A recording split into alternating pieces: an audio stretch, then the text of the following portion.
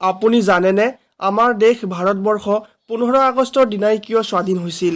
13-14 আগষ্ট বা 16-17 আগষ্ট কিয় নহয়? বা আগষ্ট মাহতেই কিয় হৈছিল? জুন, জুলাই বা ছেপ্টেম্বৰ বা অক্টোবৰত কিয় নহয়?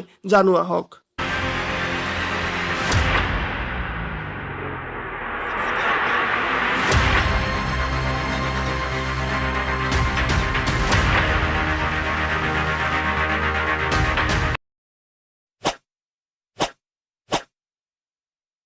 দ্বিতীয় বিশ্বযুদ্ধ চলি থকাৰ সময়ত 6 আগষ্ট আৰু 9 আগষ্টত জাপানৰ হিৰোশ্বিমা আৰু নাগাচাকিত বম্বিং কৰাৰ পিছতেই জাপানে 15 আগষ্টৰ 1945ত আত্মসমৰ্পণ কৰে আৰু দ্বিতীয় বিশ্বযুদ্ধৰ সমাপ্তি ঘটে।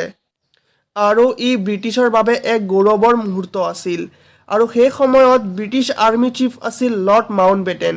দ্বিতীয় বিশ্বযুদ্ধৰ পিছত ব্ৰিটিছ পাৱাৰ লাহে লাহে দুৰ্বল হ'ব ধৰিছিল আৰু সেই সময়ত ব্ৰিটিছ PM ক্লিমেণ্ট এটলিয়ে ঘোষণা কৰিছিল 30 জুন 1948ত ভাৰতক স্বাধীনতা দিয়া হ'ব আৰু তাৰ বাবে তেওঁ ৰিটায়াৰ্ড আৰ্মি চিফ লৰ্ড মাউণ্টবেটেনক ভাৰতলৈ পঠিয়ায় ভাৰতবৰ্ষৰ লিডাৰসকলৰ সৈতে কথা পাতিবলৈ।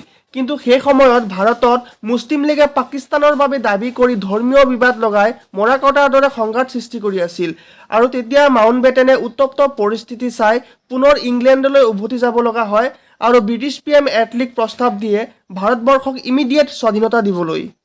আৰু ক্লিমেণ্ট এটলিয়ে প্ৰস্তাৱ গ্ৰহণ কৰে আৰু পুনৰবাৰ লৰ্ড মাউণ্টবেটেনক ভাৰতলৈ পঠিয়ায় আৰু সেইটো সময়ত মাৰ্চ মাহ আছিল। মাউণ্টবেটেন ভাৰতত পুনৰবাৰ আহে আৰু মাউণ্টবেটেন প্লেন, যাক 3rd জুন প্লেন বুলিও কোৱা হয়, সেইটো আগবঢ়াই দিয়ে, য'ত ডাইৰেক্ট পাকিস্তানৰ কথা নাছিল, কিন্তু হিন্দু মেজৰিটি আৰু মুছলিম মেজৰিটি বেলেগ বেলেগ কৰি দিয়ে, যাৰ কাৰণে কোনোৱে মান্তি নহয় আৰু সেইবাবে বিভাজন কৰি পাকিস্তান আৰু ভাৰত নামৰ দুখন দেশ বনাবলৈ স্থিৰ কৰে। আৰু তেওঁ অৰ্থাৎ লৰ্ড মাউণ্টবেটেনে 15 আগষ্টয়ে বাছনি কৰিছিল কাৰণ 15 আগষ্ট 1945ত জাপানে আত্মসমৰ্পণ কৰিছিল আৰু সেইটো ব্ৰিটিছৰ কাৰণে এটা গৌৰৱৰ বিষয় আছিল আৰু সেই তাৰিখটো চিৰস্মৰণীয় কৰাৰ বাবে তেওঁ ভাৰতক 1947 15 আগষ্টৰ দিনাখন স্বাধীন বুলি ঘোষণা কৰে।